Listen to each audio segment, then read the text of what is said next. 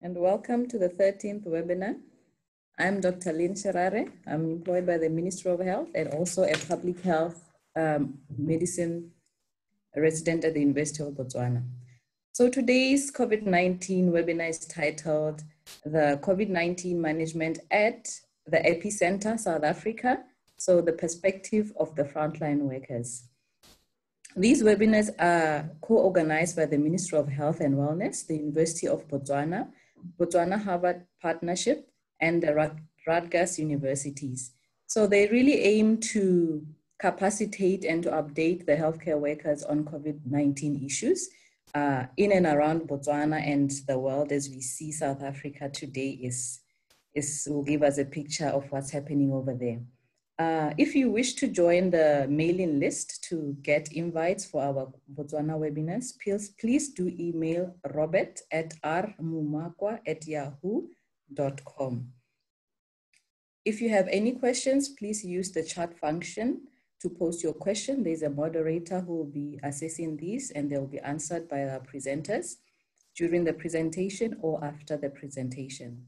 Also, please do mute your microphones. These webinar sessions will be availed, they're recorded and they will be availed. So today I do have the pleasure of welcoming one of my colleagues, if he does remember me, Dr. Thato Moshomo. He is a Master's in Medicine resident. So in South Africa, they say they are registrars in the University of Botswana. He's currently based at Tygerberg Academic Hospital in Capetown. He is a candidate of the Fellowship of Colleges of Physicians in South Africa. So his interests lie in management and leadership, medical education, and epidemiology. So we are very much welcome, Thato Moshomo. Dr. Moshomo, you can take us away with your presentation. Thank you. Thanks for the introduction and invitation to participate in this webinar this afternoon, even though it was late notice. I'm going to be giving my experiences as a reflection from Tygerberg Tertiary Hospital, which is the largest and busiest hospital in Cape Town. The public hospital that receives referrals from 4 hospitals, which are district hospitals, as well as public and private clinics. My experience with COVID-19 started early on in March when I was still rotating pulmonology and intermittently ICU. However, for the past 2 months, I've largely been on the non-COVID side, which we actually no longer call non-COVID, we call it lower risk COVID, just because of the many patients that we get with atypical presentations, as well as patients who are coming for usual medical problems, but still testing COVID positive when they didn't have any symptoms. I've also had an opportunity to work at one of the emergency units dedicated to COVID in one of the district hospitals. Just as a disclaimer, I'm not an expert in COVID. In fact, I think it may still be premature for anyone to call themselves an expert in this novel and evolving disease that has puzzled and humbled us all. And I must also say, I'm a small fish in a big pond where I am, but I do hope I'll be able to share some experiences that you guys can reflect on and see how you can make some changes and plans for other facilities which may end up managing COVID as the pandemic intensifies that side. So as an outline, I'll give you a brief statistical update of where we are, then take you through the response plan of the hospital in a measure of 4 phases before taking you through the clinical management and concluding. But now we all know that South Africa has at least 311,000 cases of COVID-19, which is actually an underestimate if you consider asymptomatic patients who are not tested, and the fact that for the past 6 weeks, the testing criteria changed to only include patients who have moderate to severe disease, healthcare workers, and patients at higher risk. For the most part, the Western Cape has been the epicenter of this pandemic until last week when Gauteng took over. which really comes as a threat to Botswana because of the proximity of Gauteng to Botswana, with many Botswana who may want to escape the situation in Gauteng to go back to Botswana, and some of them may use ungazetted points. And as you can see, I think they've also been trying to warn us by writing the Gauteng statistics in our map.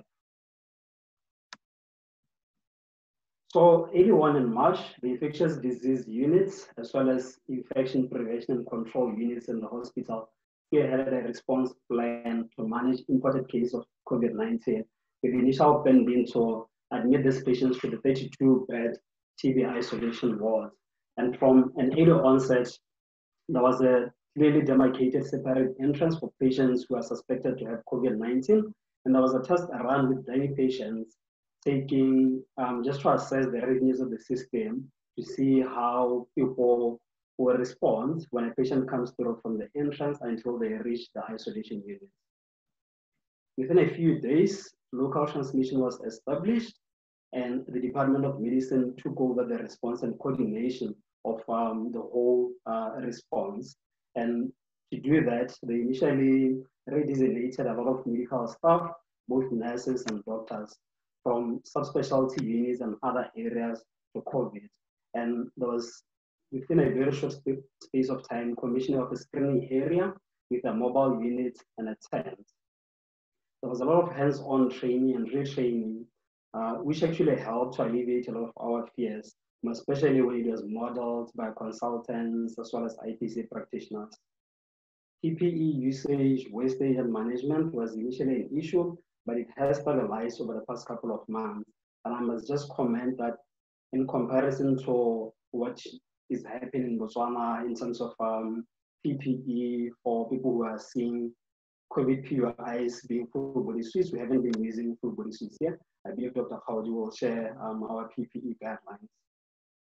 Early on, the Occupational Health Unit came up with a risk assessment plan to identify staff members who are at a high risk, who were then redesignated from high risk COVID areas to low risk areas, and some were actually given leaves at the beginning of the pandemic. Before COVID, the ICU had 7 ventilated beds and 8 high care beds. But within 2 to 3 weeks, they managed to capacitate the ICU to a 42-bed ICU. In anticipation of community spread, there was tremendous effort within the Department of Medicine, as well as across other departments in the hospital, to plan on how different patients with COVID are going to be managed, with an understanding that there are patients who are going to be coming to the hospital clearly with COVID, but there are also patients who have other comorbidities who will be coming to the hospital. For instance, you're going to have surgical patients, obstetric patients getting COVID. So there had to be a plan as to how they'll be managed, where they'll be managed, such that departments can come with their own protocols to say, in surgery, if we have a trauma patient, if we have an acute abdomen patient who eventually test positive for COVID, how we're going to manage the patient. If we have a preeclampsia patient who also has COVID, who is going to manage the patient and where are they going to be managed? Another big step as part of the response that was done was scaling down of a lot of services, especially the outpatient departments, in elective theater cases, and fast tracking of discharge of inpatients, so that capacity within the hospital can be built in terms of the beds. So from initial plan of a 32 isolation bed units, capacity was expanded to 172 beds within the hospital within a space of 2 weeks. And critically ill non-COVID-19 patients were diverted to other ICUs, like surgical and neurosurgical ICUs.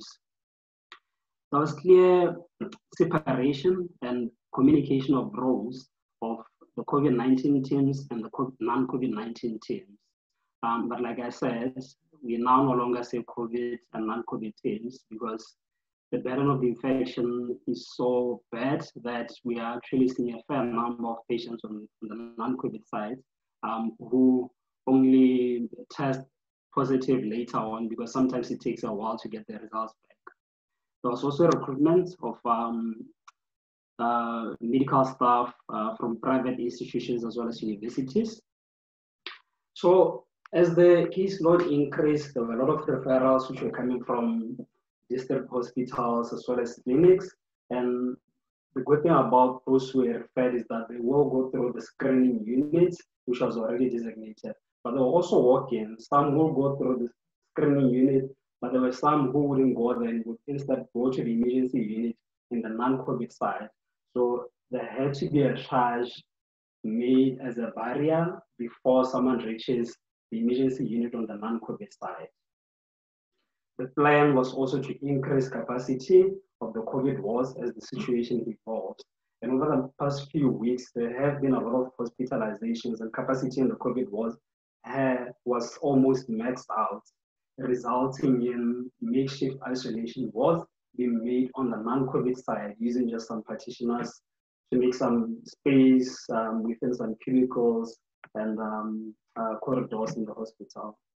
And really that's where we are at the moment in terms of the triaging system and the patient flow, in that there will be some patients who will be referred from district hospitals who will go through the screening area and eventually be admitted to the COVID wards. But there are some patients who will come through the non-COVID side and we'll have to put them in isolation units just as much as you will do for a TB patient. So just to shift gears a bit and now talk about the clinical management. So when you see these patients at the tent, when they come through to the emergency unit on the non-COVID side, we clinically assess them in terms of their symptomatology, their baseline function, and their comorbidities, particularly in terms of diabetes, hypertension, obesity, heart, kidney, lung disease, TB, and HIV, because it helps to know from early on your escalation plan for the patient to ICU, as well as prognosticate them, and it also frames the kind of conversation you want to have with the family. From your clinical assessment, you decide if the patient is going home, if they have mild disease, or if they're going to a COVID ward, if they space there, high care, or ICU. So from early on, when the pandemic started, there was already a plan that patients with mild disease is defined by reasonable vital signs and normal cognition will be managed as outpatients, with the goal there being to prevent transmission for the patients to monitor for deterioration as well as their family members telephonically. These patients will get antipyretics and analgesics as needed. For those with moderate to severe respiratory distress, you will of course swab them for COVID, but you have to think about other differentials for someone with acute respiratory distress and work them up accordingly. You also want to do some investigations to assess the severity of the COVID as well as look for extrapulmonary manifestations. One of the key investigations that we use is an ABG. So everyone with moderate to severe disease gets an ABG. And the main variable that you want to look at there is the PaO2, so that you can get a PaO2 to FiO2 ratio, because it helps you in terms of deciding the mode of oxygen delivery for the patient, as well as in deciding which patient needs to go to ICU. So I think as part of the response plan that side, it's important to have ABG machines across hospitals which may be anticipated to manage these patients. Another important investigation that I want to emphasize are mobile chest x-rays. All patients get mobile chest x-rays so as to avoid movement within the hospital, which may expose everyone. So I think it's also important to invest in mobile chest x-ray machines across the country. CT scans are only done if you have a suspicion for PE or these as clinically indicated. The goals of management in patients with moderate to severe disease are infection control and a thoughtful oxygen strategy, so as to know who needs nasal prong oxygen, who needs a face mask, who needs a non-rebreather mask, and who will need high flow or intubation immediately. We give patients here augmentin azithromycin until we get the results of the swab, because like I said, sometimes it can take more than a day to get the results of the swab. And when you have a patient with acute respiratory distress, it could still be a community-acquired pneumonia. So once we get the results of the swab, we can stop antibiotics as indicated. We give them full dose anticoagulation. And even before the recovery trial published their results showing mortality benefit of steroids, patients with severe disease who are managed in high care and ICU were getting methylprednisolone. We continued our chronic meds, including ACE inhibitors, unless there's a specific contraindication for them. And we regularly update families. I just put this up here to say, even though the recovery trial was using 6 milligrams of dexamethasone, it's important to know that you can use other steroids just as well as it's the equivalent dose of the dexamethasone. I thought de-isolation was an important topic to talk about. So for the whole duration of the pandemic, the definition of recovery at the start has been clinical. So there's no repeat testing to ascertain that someone has tested negative. And with that, a patient who was asymptomatic who tested positive can be de-isolated after 14 days of the initial positive test. Those who had mild disease will be de-isolated 14 days after symptom onset, and those with moderate to severe disease are de-isolated 14 days after clinical stability. As you can imagine, there have been a lot of challenges, but a few that I thought I can reflect on include the uncertainty of not knowing where the pandemic is going, where we are in terms of the pandemic, because at the moment, we're not sure if this is our peak, because we have been getting an average death rate of 115 deaths per day, the whole of South Africa, for the past 2 weeks. And we don't really know if this is the peak or there's more to come. But what seems to be reassuring is that this week there seem to be less referrals and hospitalization. But I mean, it's in a tertiary hospital. I don't know about the situation in district hospitals. We have been caught up with a lot of patients who present atypically, especially diabetics. So COVID and diabetes is a thing. There are a lot of patients who are coming in with DKA who eventually test positive for COVID. And in actual fact, for the past month, everyone with DKA is managed as a PUI, both in terms of infection control procedures as well as pharmacological management. Our colleagues in the pediatrics are also seeing a lot of children with the multi-system inflammatory syndrome. But I mean, there are other patients who are coming for their usual medical problems, for example, CVAs, preeclampsia, acute abdomen, who for one reason or the other end up being tested and be test positive when they're already in a non-COVID area. No one knows how much collateral damage the cancellation and postponements of OPD visits as well as elective cases has done and will continue to do on the overall morbidity and mortality of the pandemic. And the last two, which really resonate well at a personal level, include the issue of training and mental health. So for the past couple of months, since COVID took over the site, there has been limited training opportunities because understandably so, everyone is focused on COVID. So there's very little formal teaching going on, and we don't know how long this is going to persist and what implications it has on our overall training as well as completion of training. Mental health is a big topic on its own, but I just want to say all of us this side, especially when you're a foreigner, have had different levels of stress, depression, and anxiety related to the pandemic itself, not knowing what will happen to you if you unfortunately get severe disease, need ICU, or God forbid if you die, because we are all concerned about our safety. We're also concerned about our families back home. They're also concerned about us. We're also concerned about socio-political issues back home. So the mental strain of the pandemic and everything else that's going on is quite enormous. So in closing, there has been a lot of challenges, but at the same time, there have been a lot of learning opportunities in terms of the response system.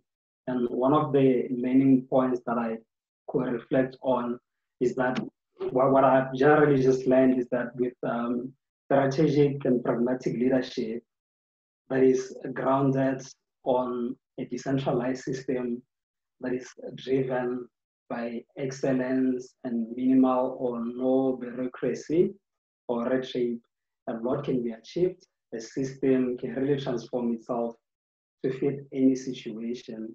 And it begs the question, what's holding our system back from transforming into such? I know at the moment we seem to be controlling COVID, but the threat is still there and COVID is going to be around for the next couple of years. So I think we need a sustainable framework for all our hospitals to prepare for the pandemic, to prepare for ongoing medical problems, as well as to prepare for the next pandemic, because there will be another pandemic, which may not necessarily be a virus and may not necessarily be in the next 102 years. Thank you.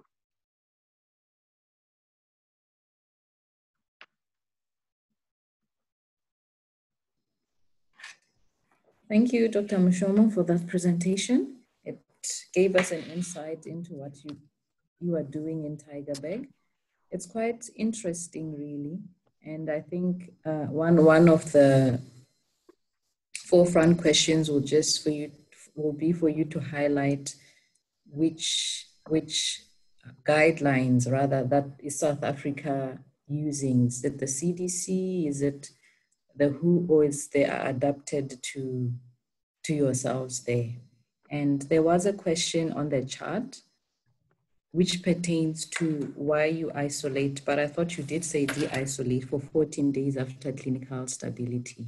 It talks to, because you are not testing, so is it that it is assumed that people are infectious then for 14 days? You could just go to the chart and look at it yourself. So in terms of the guidelines, South Africa adopts WHO guidelines, but then they modify them to fit our setting here. And then, yeah, the question from Prof. Tjirare. So I meant de-isolation. It's de-isolation after 14 days of clinical stability in those with moderate to severe disease. Okay, thank you for clarifying that. May I just suggest for the next speaker to finish their presentation, and then we'll go back to all the questions and the hands that are raised. Dr. Bakang Kgaodi. I also have the pleasure of introducing Dr. Bakang Kgaodi, who is a medical graduate of the University of Botswana. He is currently in the Department of Neurosurgery in the University of Capetown, based at Groote Hospital. So he's also been involved in the ICU team. I don't know if you call it the COVID ICU team currently in this era. So Dr. Kgaodi, you are welcome. Thank you. Yeah, thank you. Can I share the screen? Can I ask Thato to? Sharing this now.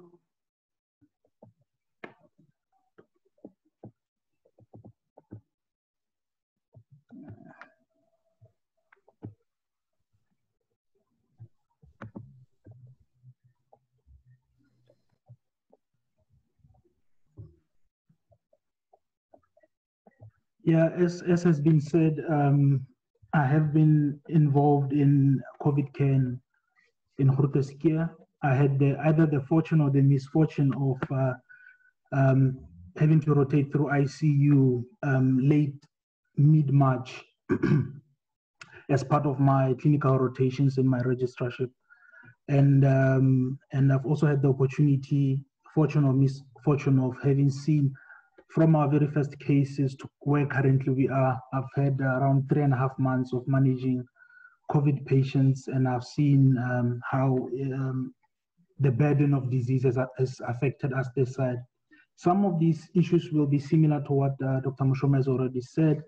The things I would want to stress is from the beginning, having a clear, concise plan that is shared with everyone. In mid-March, when we had our first imported cases, most of the registrars received an email from the team that was tasked with planning for Groote Hospital and also for Western Cape Provisional Government in terms of the response to COVID-19. We knew exactly which ward would be the COVID ward. We knew which ward would become the overflow ward. After that, we knew which ICU would be the COVID ICU.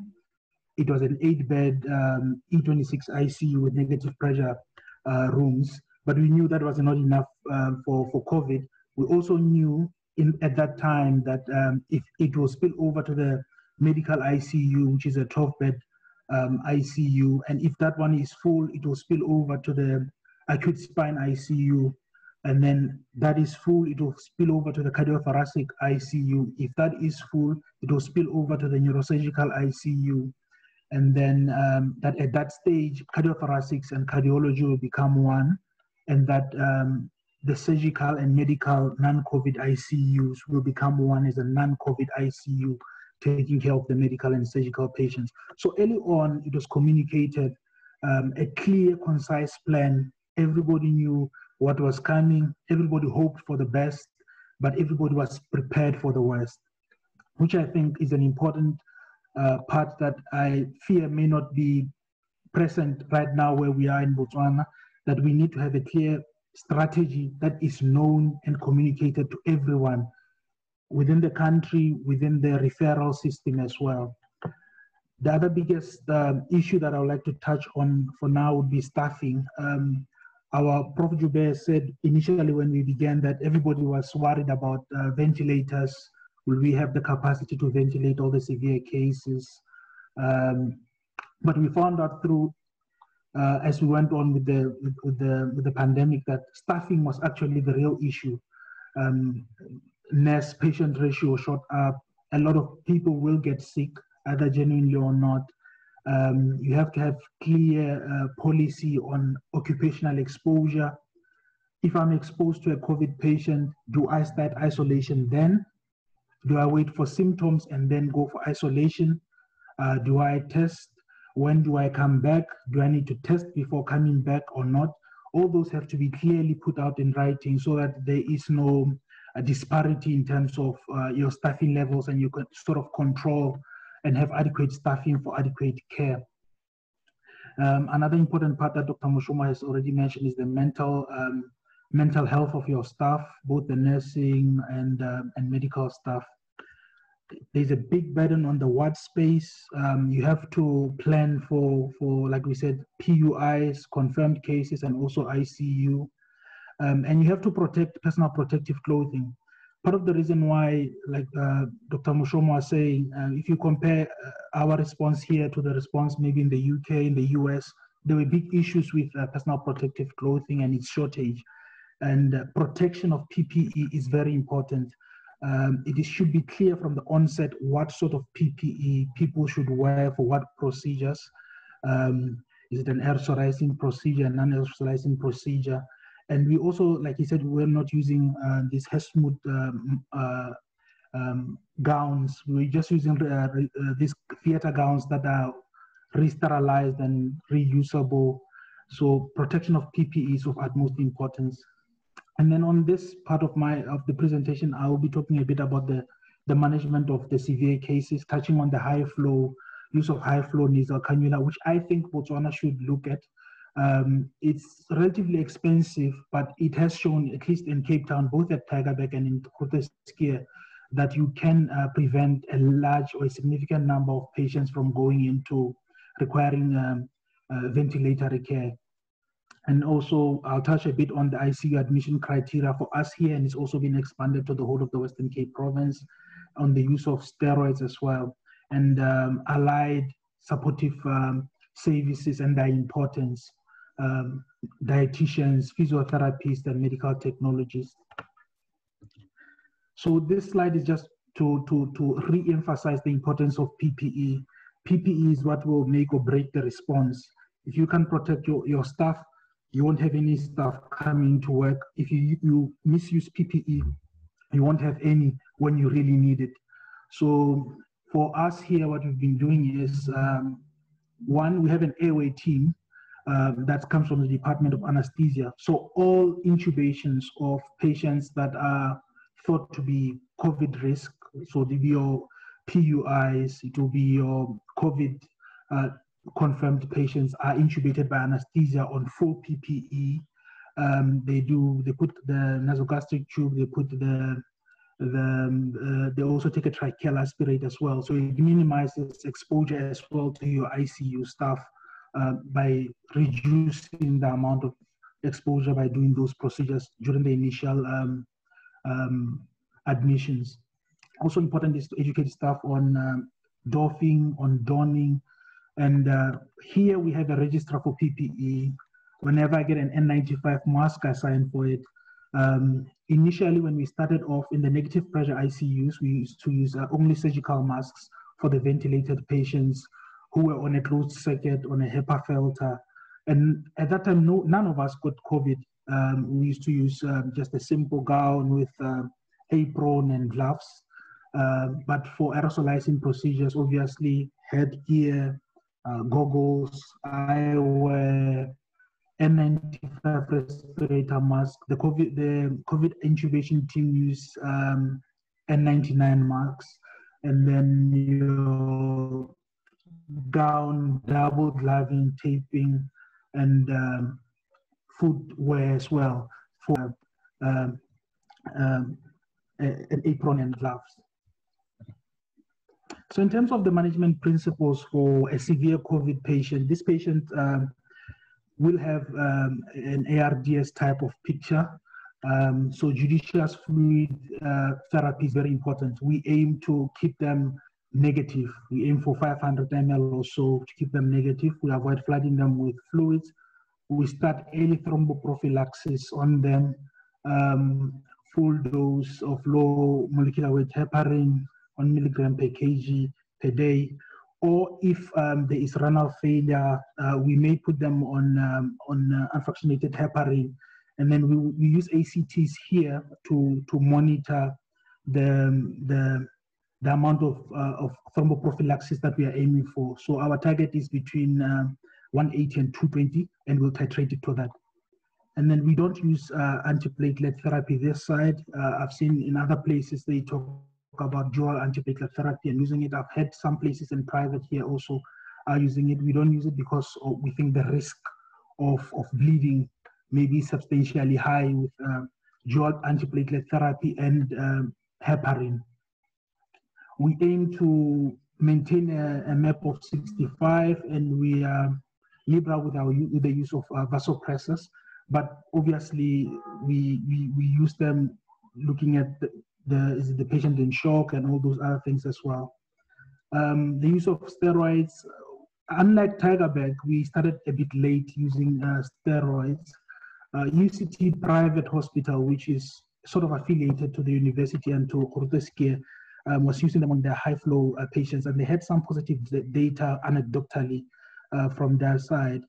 We've been using them as part of protocol now for the past 2.5 or 3 weeks. We usually start them by day 7 at that stage when it's moving from the exudative to the proliferative stage of ARDS. But we are mindful of contraindications for patients who are in shock, patients who are septic, and we also have found that it is judicial to use ulcer prophylaxis for patients on high dose steroids to avoid them developing ulcers, even if they're being fed. Feeding is an important part in caring for these patients, and there's a separate slide on nutrition towards the end. We do vitamin C, zinc, vitamin D, and thiamine supplementation. And the work of a PUI has already been stated by Dr. Moshomo. I'll just mention that for all our COVID patients, we test them for glycated hemoglobin. We take initial D-dimers. For D-dimers above 1, we put on full anticoagulation. And we have found that a lot of patients who are known diabetics are presenting with severe disease, as might be expected. There was a comment in one of the previous talks from an endocrinologist in Gauteng who said they suspect that some of the patients might be getting diabetes from the COVID. COVID attacking the pancreas, but it's still not established in terms of COVID causing diabetes. And then we take a full viral panel. Now we've stopped because of the caseload. Initially, every patient that came would test for H1N1. We send urine for urine Legionella. We do gene expert. Our very first patient that was a suspected ICU COVID turned out to be an H1N1 and not a COVID. So it was important to look for other things as well. We, in the first few months when we were still doing a viral respiratory panel, we didn't find any a lot of co-infection with H1N1 and COVID. So for that reason, we've stopped doing the viral respiratory panel for all our admitted patients. We put them on antibiotics, as has been said, and stop them once the COVID screen is positive and once the urine Legionella also comes back negative. So these patients, we want to aim for a saturation above 90 with the reservoir mask oxygen. In our wards, we do a lot of self-proning for those that are hypoxemic. We use high flow nasal oxygen. We use ABGs or VBGs where we can't get an ABG. We look for the PO2, as Dr. Moshomo has said, and also we look at the pH. For the VBG, we follow the carbon dioxide and the pH, and then use the sets to follow if the patient is responding or not, or needs escalation of the degree of care. We do not use non-invasive ventilation, so your BiPAP, mask CPAP, we don't use because of the risk of aerosolization. We don't usually do nebulizations, especially in the first 14 days. But for those patients who've been in ICU for long, who maybe have tracheal edema and all of that, by day 16, 17, we do sometimes nebulize them to relieve that. And then for patients that fail high flow oxygen, so these would be patients whose GCS is dropping, they're beginning to get confused, they have an increased respiratory rate, and we are concerned about impending fatigue, they have a persistent hypoxia, even with self-proning, even with high flow nasal oxygen at high settings, so your 60 liters per minute, FiO2 of 0.9, and those with cardiac dysfunctions will be the ones that would be evaluated if they are candidates for ICU or not. So in terms of ICU selection criteria, there is selection criteria that is formulated specifically for the Western Cape. It was formulated basing on data that was coming from the centers that had large burdens of disease prior on, and basically just takes into consideration the age of the patient. So patients more than 65 tend to do worse. It looks for the SOFA score, so the amount of multi-organ failure that the patient has. It looks at the patient's fragility index, that is their baseline function. Is this a patient who was fit and able to do things, or is this a patient who's been moodbound at home? And it looks at comorbidities. So comorbidities we found to be prognosticators of a poor outcome. This side have been obesity, diabetes, hypertension, ischemic heart disease. So those are the major ones, as well as renal failure as well. So this tool that incorporates all of these will classify a patient either into a high priority, moderate priority, or a low priority patient. And it's helped quite a lot because it's used throughout the province. It means when you get a referral and you have to triage patients for the limited bed space that's there, you are able to know who to prioritize first and who to come second in that manner. And the indicators of poor outcome are, as has been mentioned. The document, for a copy of that document will be availed after the talk on the chat or via email after this. And then this slide here, just to reiterate the importance of having a coordinated team for intubations and then safeguarding your PPE, and is dedicated to the airway team that we have this side that has significantly reduced risk for staff in ICU and also in the wards that take care of suspected COVID or confirmed COVID patients. So the patients with severe disease who have failed high flow, they're candidates for ICU, will get ventilation. And the ventilation strategy, there's no hard and fast rule about it. Like Dr. Moshomo said, it's been a learning curve for almost everyone, even consultants who've been in the business for 30 plus years, it's been a learning curve for them as well. There's no classic rule on this is how you ventilate a COVID patient, because there are different kinds. Some would have more of a ventilatory problem, some will have more of an oxygenation problem, requiring more high FiO2s. Some have good compliance, some poor compliance. But the crux of the matter is you have to practice lung protective ventilation. So make sure that your plateau pressure is less than 30. Make sure that you keep your P between 5 and 20. Avoid volute trauma, pressure trauma, and oxidative injury from the ventilation. And then use small tidal volumes where possible. And then for patients that are not responding well, we prone those that have refractory hypoxemia.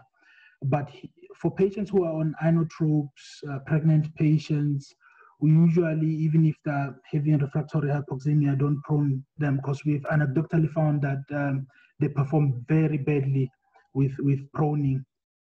Our target saturations for our ventilated patients is between 88 to 90, and we aim to try to get the FiO2 to 0.6. We usually start it very high and then titrate it down with a target of 0.6. With most of them, it takes a lot of time to reach 0.6. With some, we do reach 0.6. It is important to mention that, like all ventilated patients, COVID or non-COVID, it's important that to make sure that the patients are well sedated, to give them an index, Tjirare-Ookame for relaxation. And then we also give them, we use propofol for sedation, and we give them a bit of morphine. The Tjirare-Ookame we give between 48 hours to a week. And these patients stay a very long time in ICU. Most of them average stay 2 to 3 weeks in ICU. We've had a patient who was recently discharged from the ward who had spent 53 days in ICU. So that speaks to the amount of time that they spend in ICU. And here comes in the importance of your allied services, because some of them, you will need a proper nutrition plan. So the dietitians are very important to be involved early on. Physiotherapy is very important so that they can be mobilized early, give them strength so that you can trachea them, fenestrate them, and then mobilize them and be able to move them out of the ICU. You need to have a good palliative care plan and involve the palliative care team early on. It's very stressful for families. Remember, they can't visit these patients in ICU and all of that. So you have to have an integrated plan that takes everybody on board. So in terms of the nutrition, which I think may be something that we may neglect back home, we should aim for, in the first 3 days, start feeds, aim for 70% of the calculated requirements, to look out for refeeding syndrome. And for those patients who are at high risk of refeeding syndrome, maybe start at a lower threshold. We usually start feeds within the first 12 hours of mechanical ventilation on our side. And then we delay feeds for those who are on uncontrolled shock with severe acidosis. And we monitor for feed tolerance with 4-hourly aspirations. We target usually 300 ml of aspirations, GI aspirations. We look at the glucose control. We use a combination of, like, we're not using really tight glucose control. Our target is to keep the blood sugar less than 10. So more than 10, we start an insulin infusion. Less than 10, they are not on insulin infusion. So it's not a strict glycemic control. And we also look at the biochemistry. We follow that triglycerides. Where there's evidence that there might be intolerance of feeds, we usually give prokinetics before we resort to using a pyloric tube. And for those that fail enteric nutrition, which is preferable, we'll go for TPN for those. So now for those patients that didn't do well on the ventilator, the acidotic, they require high FiO2s, high PEEPs. We think they've already had lung fibrosis. We have to have a plan for withdrawal of ventilatory support.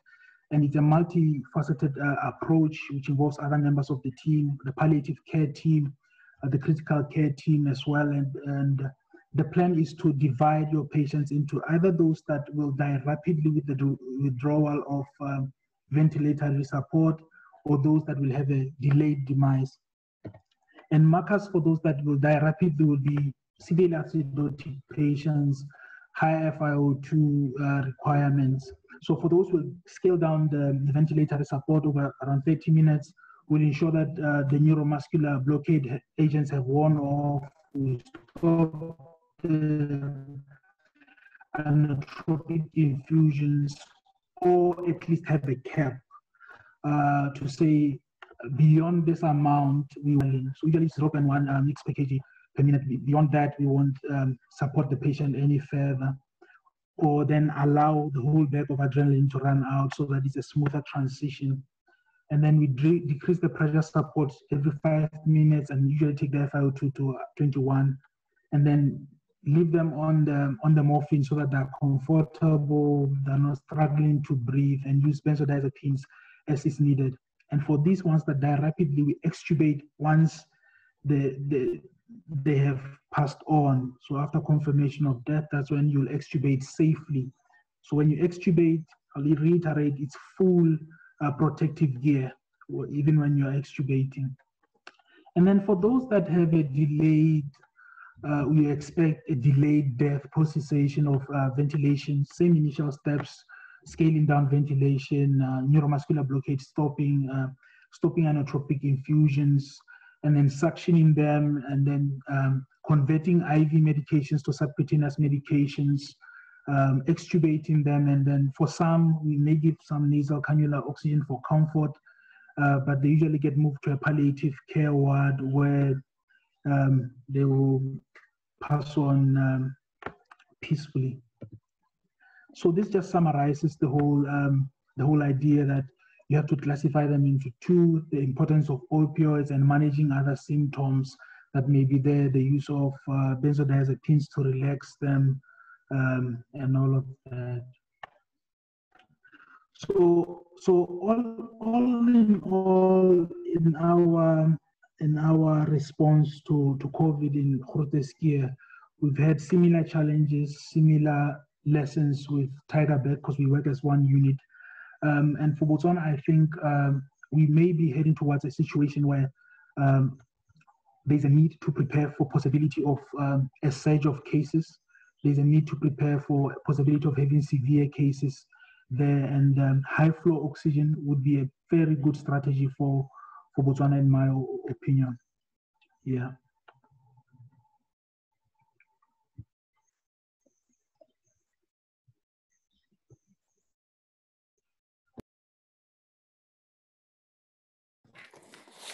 Thank you very much, Dr. Kgaodi, for the presentation.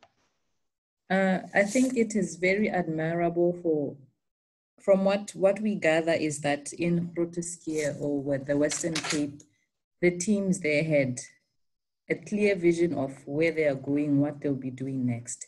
I think from our experience, we usually see that the health provinces may have a bit of a difference, or they differ in their guidelines. So it will be interesting to know is the way that Tygerberg and Groote, or rather the Western Cape, is handling the COVID response. Is it uniform throughout South Africa, or are there mild differences throughout the provinces?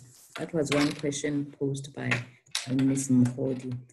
The second question pertained to, for ICU, have you started giving or utilizing distributive justice, given that the cases, you've had surges of cases, or you are not there yet? Would you, Dr. Bakang or Dr. Moshomo, you could elaborate on that?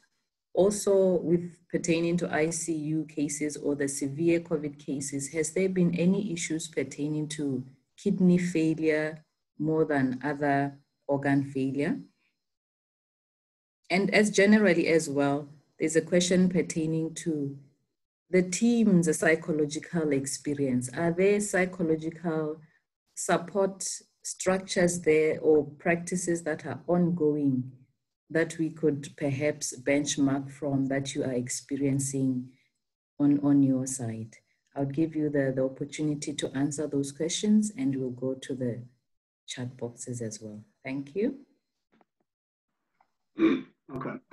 So the first question in terms of how different provinces are managing patients at their own hospitals, it's hard to say because we are both in the Western Cape and we're not really sure if they're doing the same. But what I do know is that the Department of Health and NICD usually send some recommendations in terms of how patients can be managed. But you find that most consultants and professors and departments will individualize how they want to manage the patients they have. So I think there are a lot of similarities, but there may also be differences which are guided by the discretion of the managing physician. In terms of distributive justice, so the last time I was in ICU was back in April, May, and the situation then was different to now. I'm actually going back to a more formal ICU rotation in a month's time. But I mean, generally, South Africa has a distributive justice policy for most services, including transplant as well as ICU. And I think it's helped them a lot to already have a plan in terms of the distributive justice. Because if you are to compare what they do with maybe what is done in other developed countries, you may find that a lot of patients who are aged more than 65 or even in the 40s and 50s with certain comorbidities would not get ICU care. But I mean, in terms of the specifics of distributive justice in ICU setting with increasing caseload, I think Bakang can comment on that. There are a fair number of patients who do get acute kidney injury. There are not so many of them who need dialysis. I think most of them do get renal or intrinsic renal injury that resolves with hydration and avoiding nephrotoxins. In terms of psychological support, there is some psychological support, especially for people working in the ICU. I think they have on-site psychological support. But outside that, I know there is psychological support reachable through online platforms such as this one. I don't know what you have on your side, Kgaodi. Yeah, for us this side, it's quite similar. But what we found is, like you say, distributive justice. It's always been like that from the beginning. There's limited ICU space. At maximum, we have 45, 46 beds, ICU beds. And unlike Tygerberg, which sometimes may have high flow patients in the ICU setting, here we preserve them for the intubated patients. So it's really limited bed space. So if somebody doesn't meet the criteria, that, like you said, elderly, they have more than 2 comorbidities, we usually don't take them as a candidate in ICU. They go through the palliative care route. And then in terms of the kidney injury, it's quite, having kidney injury that requires dialysis is a bad factor. We've lost all the patients. We haven't had one who's discharged from ICU, and those that have been that are surviving now are doing badly. So having kidney injury that requires dialysis for us has been quite a bad prognostic factor. All of them do very badly. And what's surprising is most of them don't have pre-existing kidney disease prior to the diagnosis of COVID. And most of them also have like the comorbidities, diabetes, and all of that. Some do respond to fluid, having a pre-renal course and avoiding nephrotoxins. But those that end up requiring dialysis usually do very badly in our unit at least.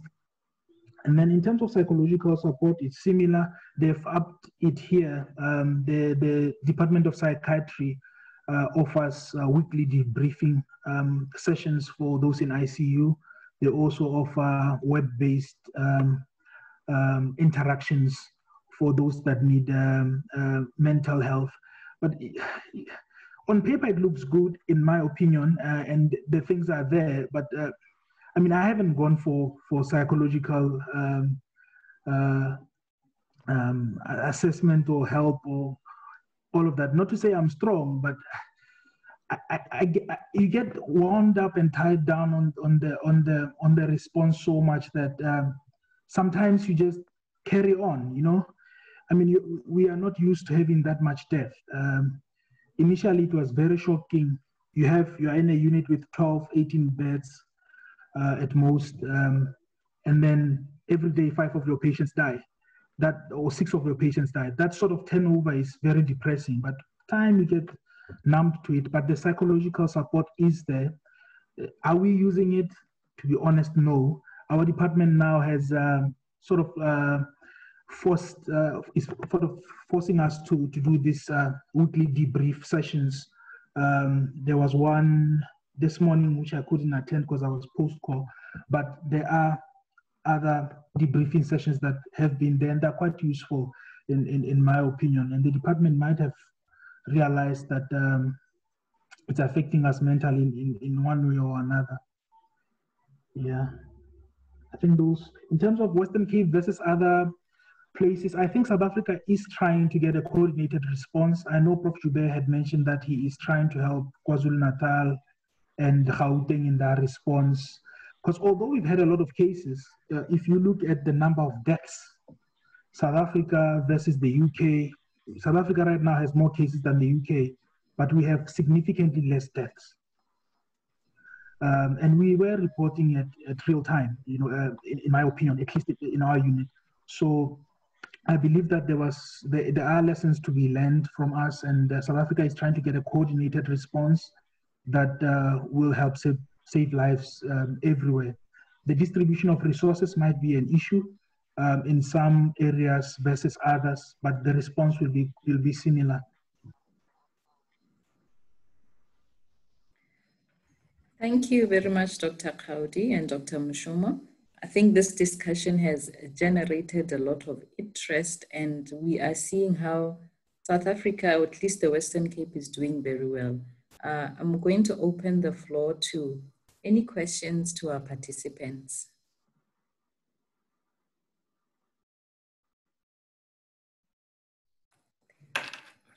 Okay, David Lawrence, you can go ahead, please.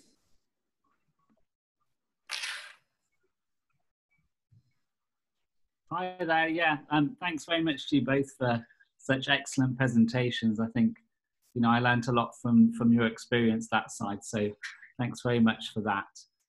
I just wanted to ask a bit more about steroids, because obviously from the recovery trial in the UK, that's where we've got this evidence about steroids, and I can see that that's been adopted and recommended in South Africa, but I'm just wondering what your thoughts are, because we've had quite a number of studies before that have shown positive outcomes with steroids in high income settings, and then have shown very much the opposite in low middle income settings, you know, sepsis, meningitis, TB, HIV.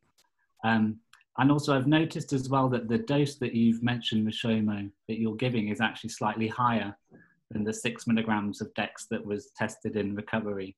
And I'm just wondering what the rationale is for the slightly higher dose. And just what you're seeing on the ground. Are you seeing lots of complications or with those that you're giving steroids to? Are you giving it to most patients that don't have, say, diabetes? And just what your observations are from there, please. I don't know if you'd mind if I take this one, Moshomo. Sure. Yeah, I mean, at least portions of it.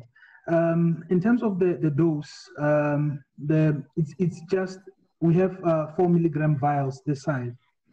So we don't want to waste. And so we use 8 milligrams.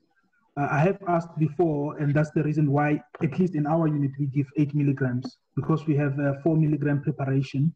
So we just give 2 vials, and we don't want to waste it. In terms of evidence that was conflicting or is conflicting, I think it also depends on timing when you use the steroids. When you use the steroids early on, you usually get more adverse outcomes versus when you start at day 7, where your target is to, at that change from the exudative to the proliferative phase of the ARDS. So timing might be a factor as to why. We haven't had many bad outcomes with using steroids in our unit, and we use them for all the severe cases. Even with for all the severe cases, not ones with active sepsis, but even the diabetics we use steroids on, and we use ulcer prophylaxis. We haven't had a surge in meningitis from those patients. We haven't had ulcerations or anything like that in those patients. But like I said, we started using them as part of protocol almost 3 weeks ago. It might be early to tell. The numbers might not be enough to reflect if they are safe to use at those doses or not in all patients, including diabetics or not. But anecdotally, what we've noted is we are having less death in our units. We're discharging more patients from our ICU units. Just a few days ago, I saw on LinkedIn an article shared by the Dean of Medicine that in one day they had discharged 5 patients. In the earlier days, discharging 3 patients was something that was almost impossible. So having 5 discharged in one unit, and then the following day probably you get 2, you get 3. This morning I was chatting to a colleague who's in a separate section of the COVID ICU unit. Seems like he had 2 free beds that yesterday night that didn't get filled up.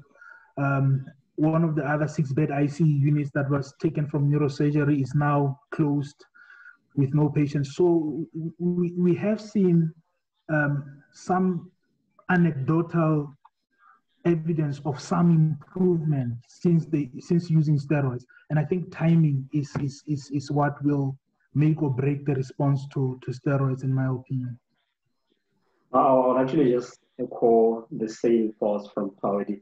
But I think the main difference in South Africa has been high flow release of oxygen as well as steroids. I think that's the key difference compared to other countries. And what hasn't been published yet, but I know that a lot of people working in the ICU are working on publishing the data.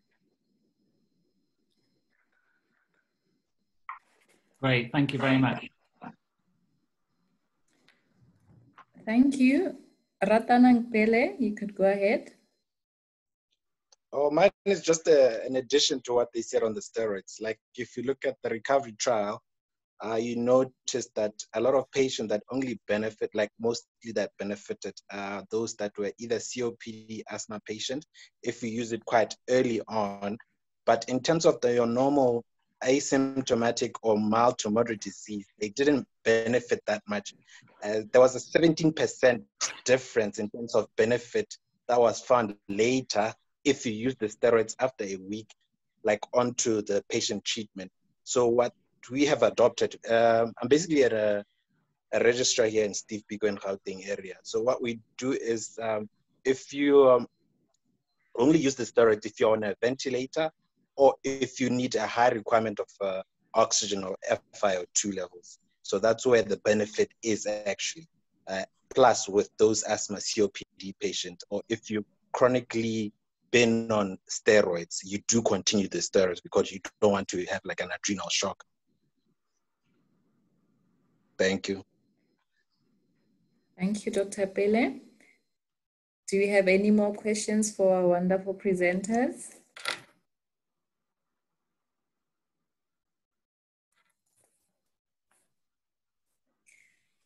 Okay, in the absence of any questions, we have been very privileged to share your experience in South Africa.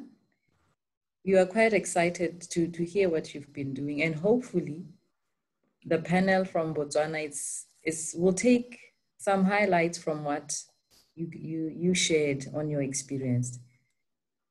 So thank you very much. Please do join us in our next webinar session. And participants, please do remember to fill in the feedback survey. It is very useful for us to coordinate these webinars. So thank you very much, Dr. Moshomo. Thank you, Dr. Kgaodi, and all our participants. Till next time, thank you.